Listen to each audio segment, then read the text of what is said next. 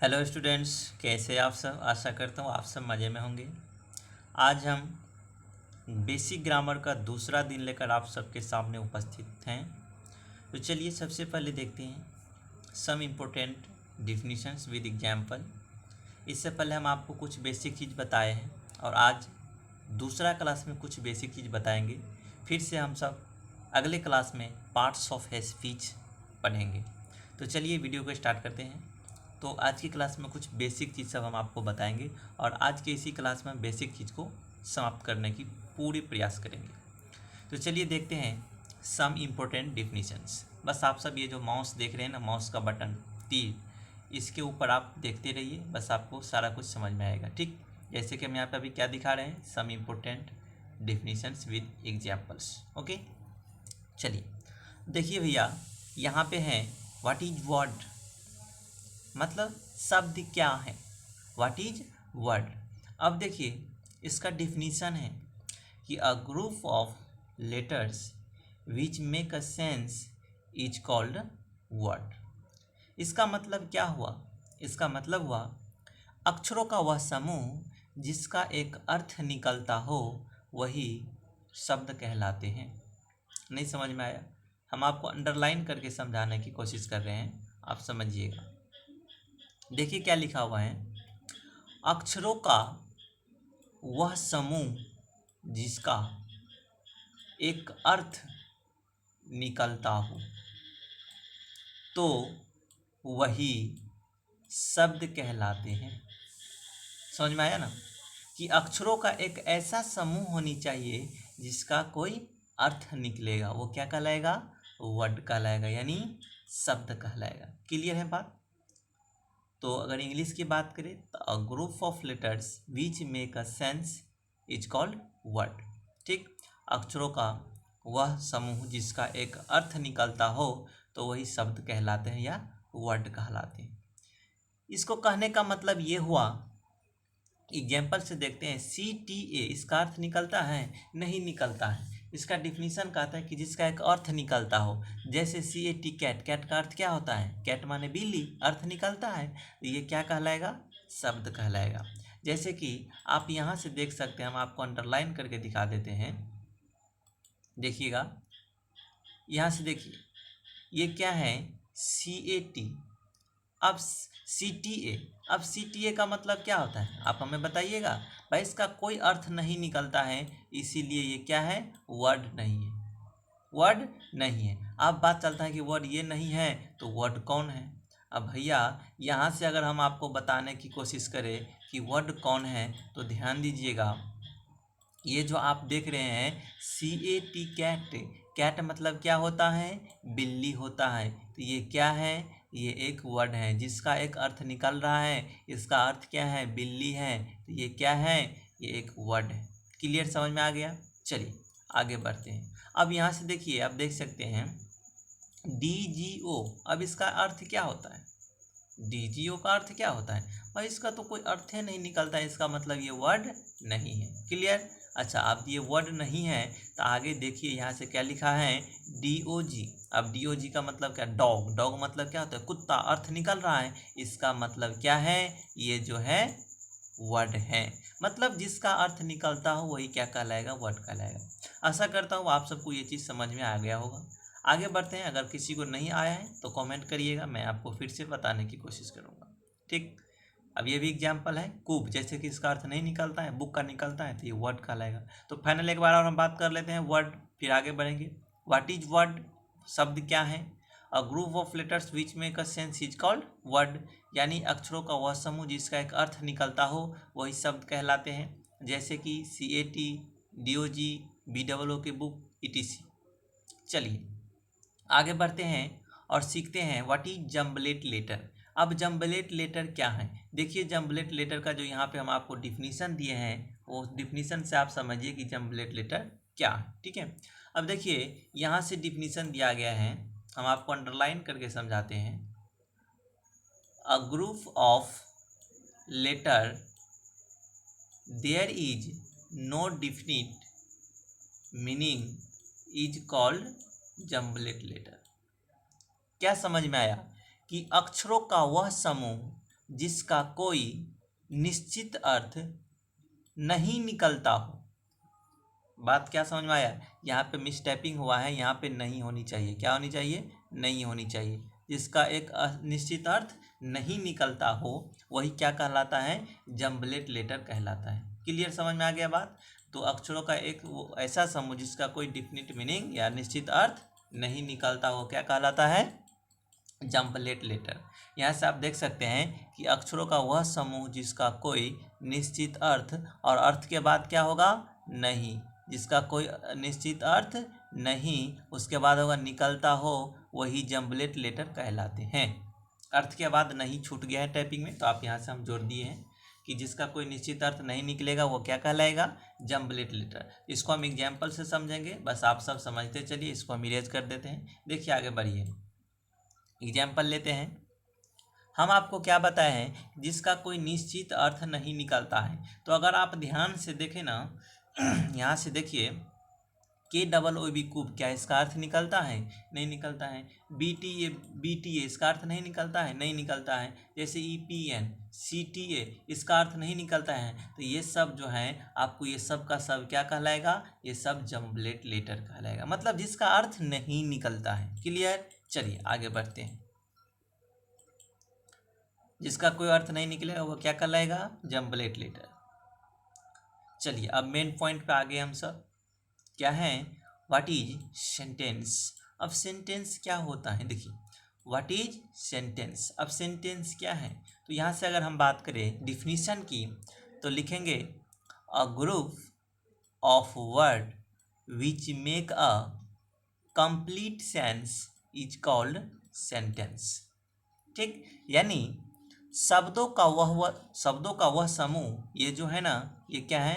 वह वस्तु नहीं है, मिसटाइपिंग हुआ है। इसके जगह पे क्या लिखेंगे? समूह लिखेंगे। क्या लिखेंगे? समूह लिखेंगे। ठीक, चलिए। तो शब्दों का वह समूह जिसका जिसका एक पूरा अर्थ निकलता हो वही क्या कहलाता है? सेंटेंस कहलाता है। ठीक, क्लियर, समझ में आ गया? शब्दों का वह समूह जिसका एक पूरा अर्थ निकलता हो वो क्या कहलाता है? सेंटेंस कहलाता है। ठीक, हिंदी इंग्लिश में बात करें तो अ group of word which make a complete sense is called sentence. ठीक है, यानी शब्दों का वह समूह जिसका एक पूरा अर्थ निकलता हो तो क्या कहलाता है? सेंटेंस कहलाता है। पूरा अर्थ निकलना चाहिए, आधा अर्थ नहीं। क्लियर? तो देखिए पूरा अर्थ कैसे निकलता है मैं आपको आगे समझाता हूँ। यहाँ से देखिए, इस जो डिफिनीशन अभी हम आपको एग्जाम्पल दिए हैं, इसका पूरा अर्थ निकल रहा है। आप कहिएगा कैसे? तो देखिए, ही राइट्स अ लेटर, वह एक पत्र लिखता है।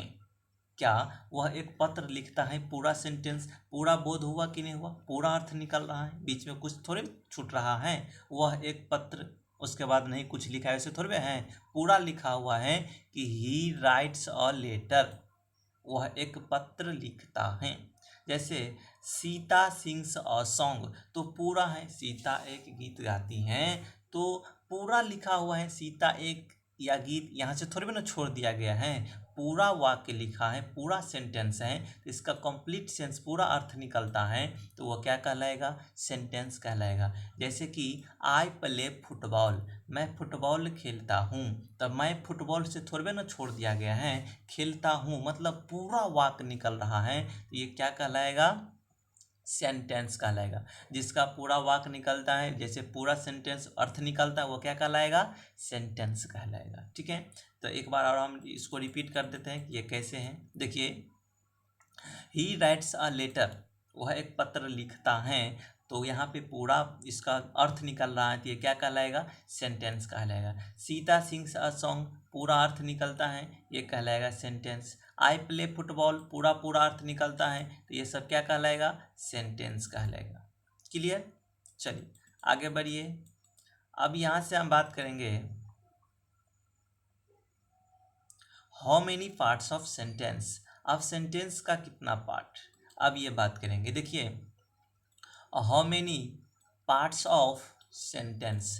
अब सेंटेंस के पार्ट्स के बारे में चर्चा कर लेते हैं। तो जवाब मिलता है कि there are 2 parts of sentence. Okay, कौन कौन? सब्जेक्ट और प्रीडिकेट। अब बात चलता है, सबसे पहला हम क्या लेंगे कि सब्जेक्ट क्या होता है। तो देखिए सब्जेक्ट क्या होता है चर्चा करते हैं। तो यहाँ से हम प्यारा से डिफिनीशन लिखे हैं आपको समझाने के लिए कि सब्जेक्ट क्या होता है, तो बस आप ध्यान से समझते चलिए। देखिए, the subject which denotes the person और thing about which something is called subject. यानी जिसके बारे में कुछ कहा जाता है या बताया जाता है वही सब्जेक्ट कहलाता है। नहीं समझ में आया भाई? हमने आपको क्या बताया है कि the subject which denotes the person और thing about which something is called subject. यानी जिसके बारे में कुछ कहा जाता है या बताया जाता है तो वही सब्जेक्ट कहलाता है। कैसे?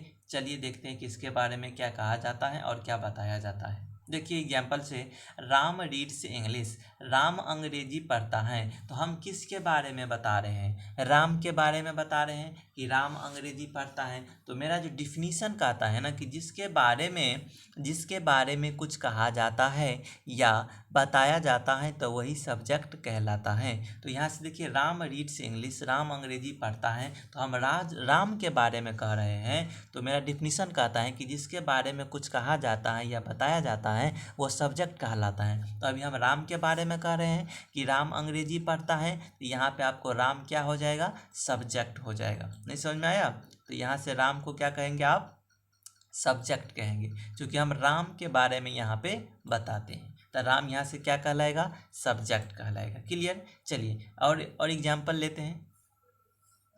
एक बात करें यहाँ पे कि ये जो सब्जेक्ट है हम आपको बता दिए हैं कि जिसके बारे में कुछ कहा जाता है या बताया जाता है तो वो आपको सब्जेक्ट कहलाता है। लेकिन हम आपको ये नहीं बता दिए कि भैया इसको पहचानेंगे कैसे। तो चलिए हम आपको पहचान भी बता देते हैं कि ऐसे आप सब्जेक्ट को कैसे पहचानिएगा। वैसे आप पहले से जानते होंगे तो बहुत अच्छा, हमें कॉमेंट में बताइएगा। अगर नहीं जानते हैं तो देख लीजिए, हम नोट दे करके आपको हम सब्जेक्ट को पहचानने की तरीका बताए हैं। तो चलिए, जब वर्ब के पहले, ध्यान से समझिए, जब वर्ब के पहले कौन या इंग्लिश में बोले तो हु लगाकर प्रश्न करने पर जो उत्तर मिलता है वही सब्जेक्ट कहलाता है। क्या समझ में आया भैया? किसी भी सेंटेंस में आप वर्ब के पहले कौन लगाइए, हिंदी में बोलिए या अंग्रेजी में क्या लगाइएगा? हु लगाइएगा, तब आपको सब्जेक्ट मिलेगा। आप कहिएगा ये कैसे? तो देखिए, सीता कॉम हेयर, आप क्या कहते हैं? सीता कॉम हेयर, सीता यहाँ आओ। हम आपको क्या बताए हैं कि वर्ब के पहले क्या लगाना है? कौन लगाना है। क्या लगाना है? कौन लगाना है। अब सीता कॉम हेयर, तो ये वर्ब क्या है? यहाँ पे कौन लगा दो, इसके पहले कौन लगा दो। तो जब इसके पहले कौन लगा देंगे तो कौन आएगी? सीता। तो सीता इसमें होगी सब्जेक्ट। नहीं समझ में आया? अरे भैया यहाँ से देखिए, अंडरलाइन करके बताते हैं हम आपको। सीता कॉम हेयर, सीता यहाँ आओ। अब हम बात करते हैं, मेरा डिफिनीशन कह रहा है कि वर्ब के पहले क्या लगा देंगे? कौन लगा देंगे। तो वर्ब तो यही ना है, तो इसके पहले क्या लगाएंगे? कौन। तो मान लीजिए ये कौन लगा दिए, ठीक है। तो हम कहेंगे कि सीता कॉम हेयर, तो कॉम हेयर क्या मतलब? सीता यहाँ आओ, तो कौन आओ? बताओ कौन आओ, कौन आएगा? सीता। तो यहाँ पे सीता क्या कहलाएगी? सब्जेक्ट। समझ में आया सब्जेक्ट क्या होता है? नहीं समझ में आया भाई? वर्ब के पहले कौन लगा देंगे, इससे जो उत्तर मिलेगा वही सब्जेक्ट कहलाएगा।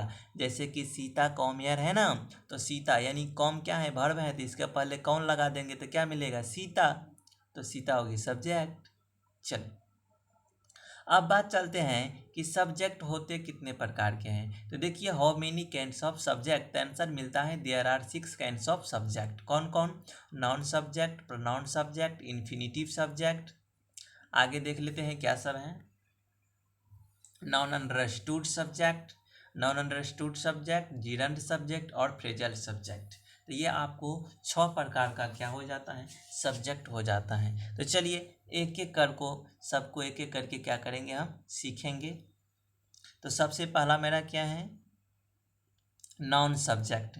तो चलिए यहाँ से हम नाउन सब्जेक्ट के बारे में थोड़ा चर्चा कर लेते हैं कि नाउन सब्जेक्ट लिखा है कि when noun is used as a subject of the verb is called noun subject. यानी जब नाउन का प्रयोग सब्जेक्ट के रूप में किया जाता है तो वही नाउन सब्जेक्ट कहलाता है। इसका कहने का मतलब ये हुआ कि जब नाउन का प्रयोग सब्जेक्ट के रूप में किया जाता है तो वही नाउन सब्जेक्ट कहलाता है। जैसे कि हम आपको इससे पहले वाले में बताए थे कि नाउन क्या होता है, या पार्ट्स ऑफ स्पीच में भी चर्चा करेंगे। तो सीता राइट्स अ लेटर, तो Sita writes a letter, Sita एक पत्र लिखती हैं। तो हम आपको क्या बताए हैं कि जब नाउन का प्रयोग, सीता क्या है, नाउन है, अब इसका प्रयोग सब्जेक्ट के रूप में किया गया है। आप कहिएगा कैसे समझेंगे सब्जेक्ट के रूप में किया गया है? तो भैया हम आपको सब्जेक्ट को पहचाना अभी तुरंत सिखाए हैं कि वर्ब के पहले कौन लगाए देंगे। तो सीता एक पत्र लिखती है, तो कौन पत्र लिखती है इसके पहले लगाइए पत्र, राइट माने क्या, लिखना। तो लिखना क्या है, वर्ब है, इसके पहले लगाइए कौन। तो जब इसके पहले लगाएंगे कौन, तो कौन पत्र लिखती है, तो जवाब क्या मिलेगा, सीता। तो सीता हो गई सब्जेक्ट, और सीता क्या है, नाउन है, इसका प्रयोग किया गया है सब्जेक्ट के रूप में, इसको क्या कहेंगे, नाउन सब्जेक्ट कहेंगे। क्लियर। चलिए, अगर किसको समझ में नहीं आता है ना तो वीडियो को पीछा करके बार बार देखिए, समझ में आएगा। अब यहाँ से देखिए, Mohan plays football, Mohan football खेलता है। तो यहाँ पे मोहन हो गया नाउन सब्जेक्ट। आप कहिएगा ये कैसे? तो भाई मोहन क्या है, नाउन है, इसका प्रयोग सब्जेक्ट के रूप में किया गया है। तो आप नहीं मानिएगा कि भाई ये सब्जेक्ट कैसे हैं। तो हम आपको सब्जेक्ट को पहचानने के तरीका बताए हैं कि मेन वर्ब में आप क्या करिएगा, कौन लगा दीजिएगा। तो मोहन फुटबॉल खेलता है, तो कौन फुटबॉल खेलता है, तो जवाब मिलेगा मोहन। तो मोहन हो गया सब्जेक्ट, और मोहन है नाउन, इसका प्रयोग किया गया है सब्जेक्ट के रूप में, इसे कहेंगे हम नाउन सब्जेक्ट। क्लियर। चलिए आगे बढ़ते हैं हम प्रोनाउन सब्जेक्ट के बारे में। प्रोनाउन सब्जेक्ट क्या होता है, इसका डिफिनीशन लिखा हुआ है कि when pronoun is used as a subject of the verb is called pronoun subject. यानी जब प्रोनाउन का प्रयोग सब्जेक्ट के रूप में किया जाता है तो वही प्रोनाउन सब्जेक्ट कहलाता है।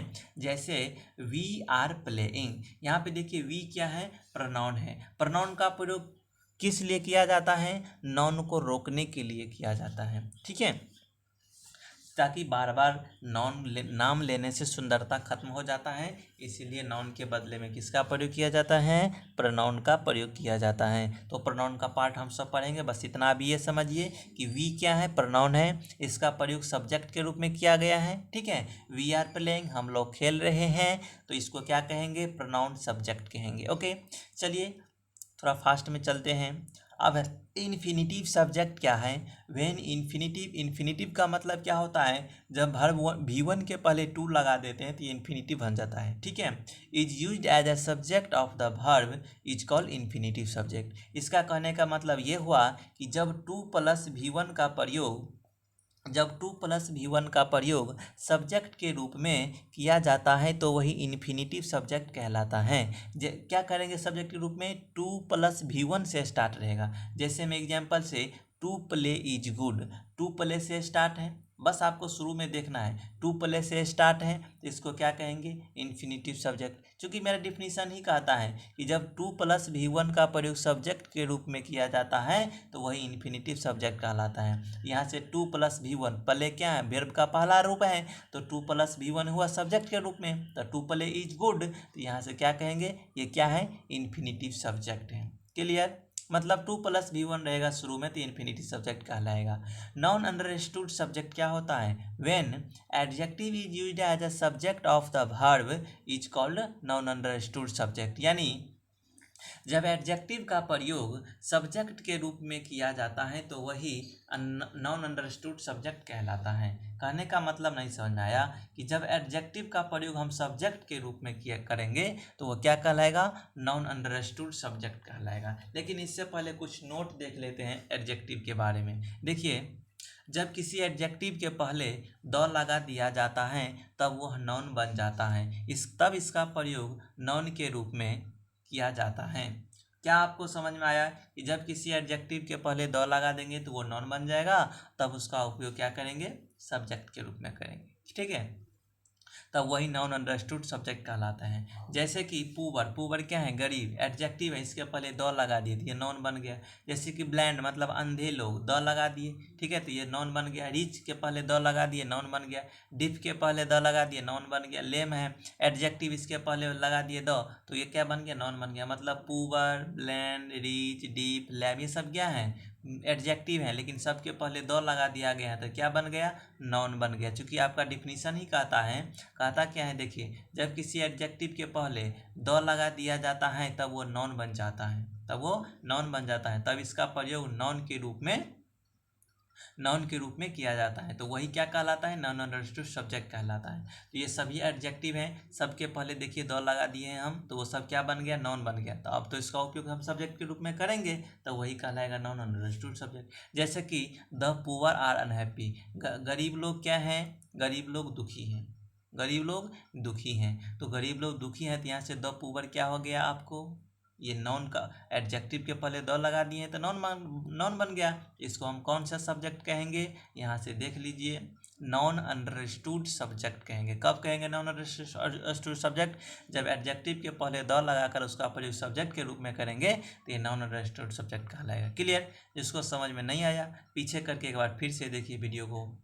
जिरंड सब्जेक्ट क्या होता है, व्हेन जिरंड, यानी जिरंड मतलब हुआ वर्ब का चौथा रूप, यानी वर्ब में आईएनजी लगा देंगे, V4 प्लस आईएनजी, यानी V plus ING is used as a subject of the verb is called gerund subject. यानी जब वर्ब का चौथा रूप अगर सब्जेक्ट के रूप में रहेगा ना तो वही जिरंड कहलाएगा। जैसे जब V4 का प्रयोग सब्जेक्ट के रूप में किया जाता है तो वही जिरंड सब्जेक्ट कहलाता है। जैसे walking is good for healthy, ठीक है। अब यहाँ से देखिए वॉकिंग जो है वर्ब का चौथा रूप है, अब वर्ब का चौथा रूप सब्जेक्ट के रूप में किया गया है, तो आपका डिफिनीशन कहता है कि जब V4 का प्रयोग सब्जेक्ट के रूप में किया जाता है तो वही जिरंड सब्जेक्ट कहलाता है। तो यहाँ से walking is good for healthy, टहलना स्वास्थ्य के लिए लाभदायक है, तो यहाँ से ये क्या कहलाएगा, हम आपको क्या बताए हैं, जिरंड सब्जेक्ट ये कहलाएगा वॉकिंग, क्योंकि V4 का प्रयोग किया गया है सब्जेक्ट के रूप में, ठीक है। Walking is good for healthy, टहलना स्वास्थ्य के लिए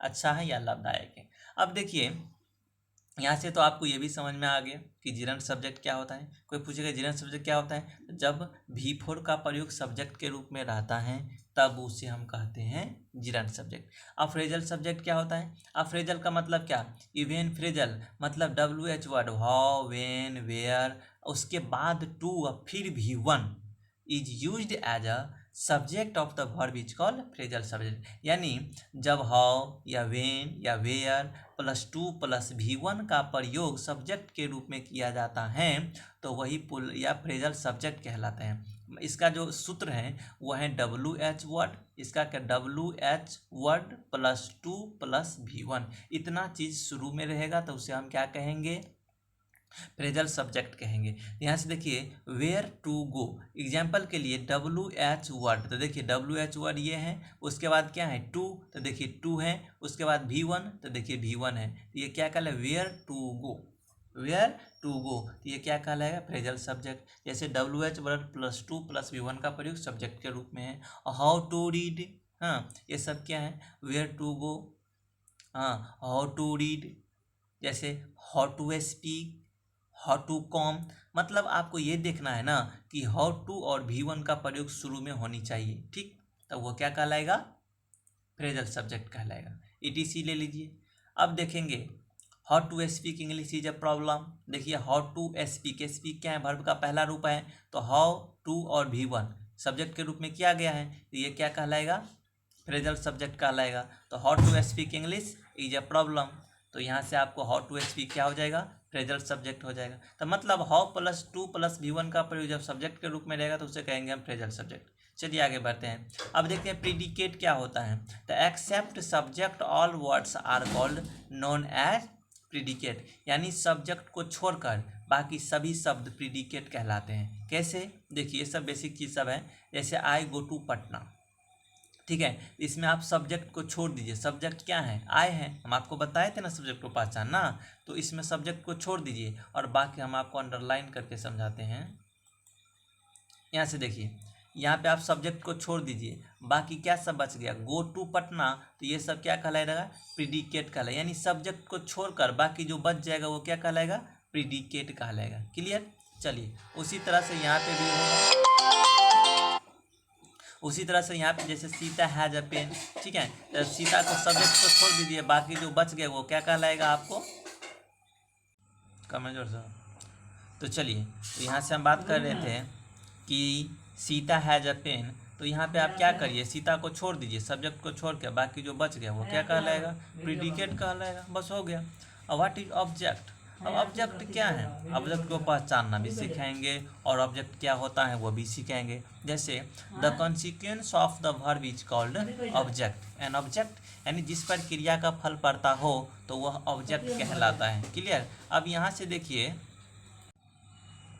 चलिए आगे बढ़ते हैं, कॉल आ गया था, तो हम आपको अभी ऑब्जेक्ट समझा रहे हैं कि ऑब्जेक्ट क्या होता है।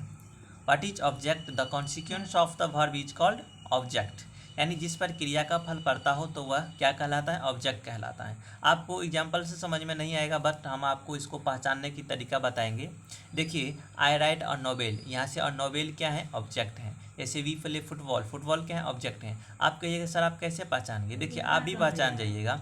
किसी भी वाक्य में क्रिया यानी वर्ब के पहले क्या यानी व्हाट लगाकर प्रश्न करने पर जो उत्तर मिलता है वो क्या कहलाता है, ऑब्जेक्ट कहलाता है। जैसे सीता गीत गाती हैं, तो हम कहेंगे सीता क्या गाती हैं, तो उत्तर क्या मिलेगा, गीत गाती हैं, तो गीत आ गया ऑब्जेक्ट। जैसे में सीता सिंग्स अ सॉन्ग, तो सीता क्या गाती हैं, तो गीत गाती हैं, तो गीता मिल गया ऑब्जेक्ट। तो मतलब अगर वर्ब के पहले क्या लगा देंगे, क्या लगाएंगे, क्रिया यानी वर्ब के पहले क्या लगाकर प्रश्न करने पर जो जवाब मिलेगा वो क्या कहलाएगा, ऑब्जेक्ट कहलाएगा। क्लियर। यहाँ से देखिए मैं आपको बता रहा हूँ कि how many kinds of object, क्या अब ऑब्जेक्ट कितने प्रकार के होते हैं। यहाँ से देखिए there are 2 kinds of object, जैसे कि पहला नंबर में डायरेक्ट ऑब्जेक्ट और दूसरा नंबर में इनडायरेक्ट ऑब्जेक्ट। तो आज के वीडियो को यहीं पर रहने देते हैं, 26 मिनट का वीडियो बन चुका है। तो आज के वीडियो में इतना ही, फिर हम अगले वीडियो में मिलते हैं।